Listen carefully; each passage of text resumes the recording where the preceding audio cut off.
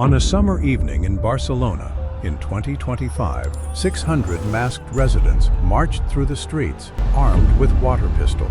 They weren't protesting a government. They weren't demanding a revolution. They were spraying tourists eating dinner. Their signs read, "Your holidays, my misery," and "Mass tourism kills the city." One protester, a 40-year-old local, told reporters simply, "I can't afford to live in my own city."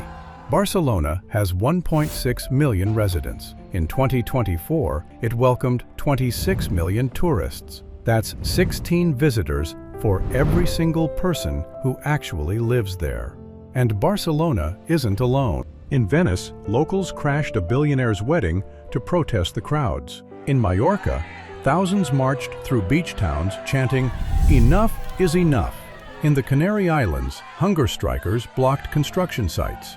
In Bali, beaches are drowning in plastic.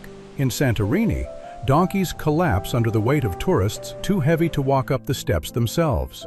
Something is breaking. The most beautiful places on Earth, the places we all dream of visiting, are being destroyed by the very people who love them most. This is the story of over-tourism.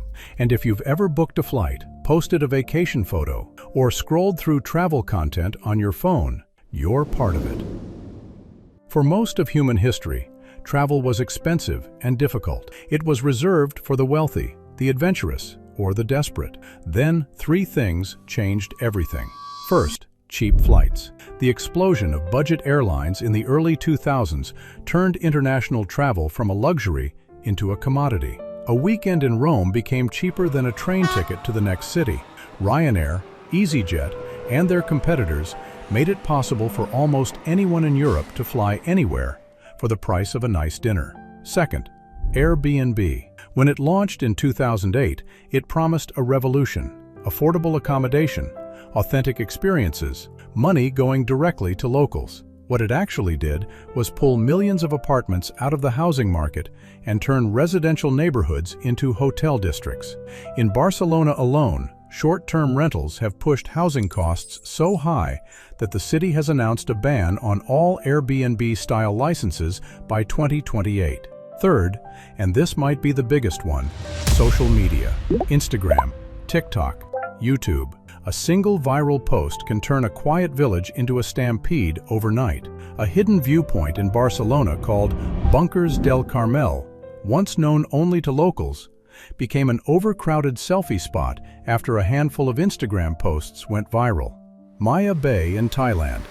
The beach from the Leonardo DiCaprio film The Beach had to be shut down entirely after tourists destroyed the coral and ecosystem that made it beautiful in the first place. The math is brutal. In 2024, Europe alone received 747 million international tourists. Travel spending across the continent is projected to hit $838 billion in 2025. And after years of pandemic lockdowns, the world unleashed what the industry calls revenge travel, a tidal wave of pent-up demand crashing into cities that were never designed to hold this many people. Venice might be the most famous example. A city of 50,000 permanent residents that receives 30 million visitors a year. The maths alone are staggering. That's 600 tourists for every single local. In 2024, Venice introduced a €5 entry fee for day trippers. It sounds almost laughable, €5 to enter one of the most extraordinary cities ever built. But the point wasn't the money, it was the message. This city is not a theme park. You need a ticket to enter. Critics called it a gimmick. Supporters called it a start. The real problem is deeper. Venice's population has been declining for decades. Young people can't afford to live there. Shops that once served locals now sell overpriced carnival masks and plastic gondolas. The city is slowly transforming from a living, breathing community into a museum that charges admission. In Spain, the backlash has turned physical. Barcelona, a city of 1.6 million, saw residents march through tourist districts in June 2025, spraying diners with water guns, setting off firecrackers, and releasing smoke bombs. Their message was impossible to ignore. In Mallorca, the movement is called Less Tourism, More Life. Tens of thousands protested across the Balearic Islands in 2024. The government responded by capping hotel construction. For a new hotel to open, an old one must close. The city of Palma built a €50 million fund to buy and demolish outdated budget hotels entirely. In the Canary Islands, 50,000 people took to the streets. Activists went on hunger strike. Their slogan, "The Canaries have a limit." And it's not just Europe. In Mexico City, protesters smashed restaurant windows in the trendy Roma Norte neighborhood, targeting areas popular with American digital nomads who had driven up prices. Their message was spray-painted on walls across the city. Gringos leave. Amsterdam launched a "Stay Away" campaign, literally telling tourists not to come. They're banning new hotels, capping cruise ships, and shutting down parts of the red light district. By 2035, cruise ships will be banned from the harbor entirely. The question is no longer whether over-tourism is a problem. The question is whether anything can actually stop it. While cities fight back with policy and protest, some places are being destroyed quietly. No marches, no signs, just slow, irreversible damage. Bali was once a paradise. Today, it's facing what locals describe as a plastic apocalypse. The island's waste management systems were never built for millions of visitors. Beaches that were once pristine are now covered in debris. The rice terraces, sacred cultural landscapes, are trampled daily by tourists who hop off tour buses, take a photo, and leave. In 2024, Bali introduced a 150,000 rupiah tourist levy, roughly $10, to fund environmental cleanup and cultural preservation. It was a start, but when your beaches are buried in plastic, $10 doesn't go very far. In Santorini, the famous blue-domed churches and whitewashed buildings are crumbling under the sheer volume of foot traffic. Cruise ships dumped thousands of passengers into a village built for a few hundred. The narrow streets become impassable.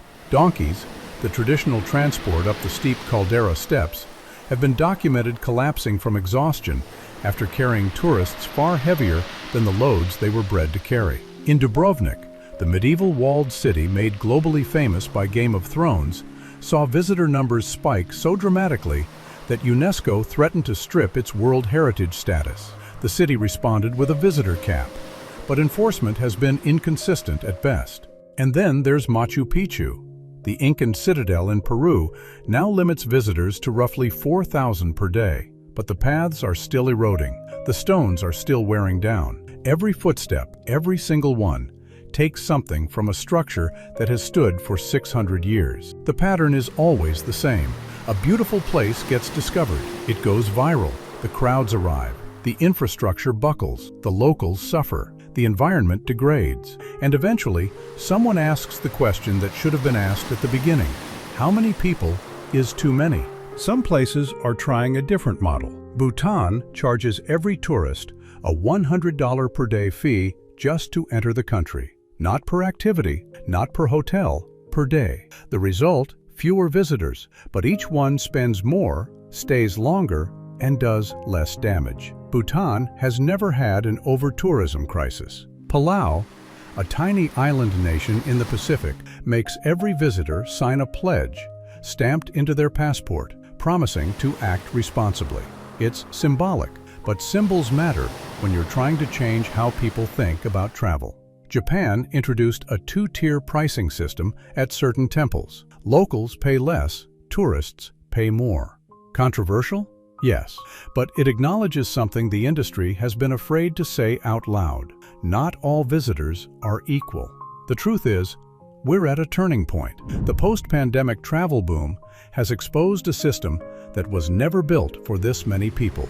And the places we love most, the ones we save up for, dream about, and post on our feeds, are the ones paying the price. Venice is sinking, not from water, from tourists. Barcelona's residents are fighting for their own streets. Bali's beaches are disappearing under plastic. Santorini's donkeys are collapsing. And every year, the numbers go up. Maybe the answer isn't to stop traveling. Maybe it's to travel differently, slower, to fewer places, for longer.